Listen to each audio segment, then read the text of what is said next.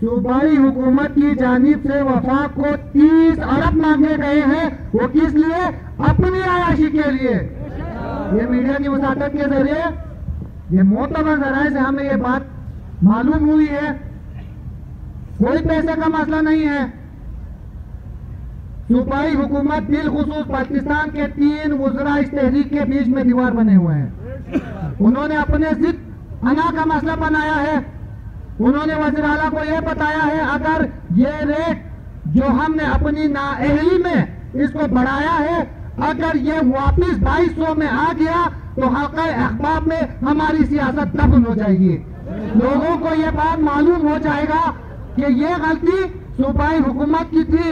ये गलती, मैं नुमाइंदों का नाम प्लेन भी मिलूंगा, तब तक के लिए हम आपको तंबीह करते हैं, सियासत तो तुम लोगों की दफन हो चुकी है।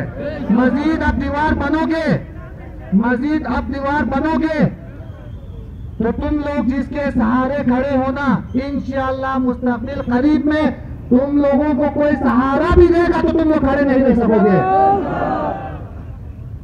मैं मुस्तमिस हूँ।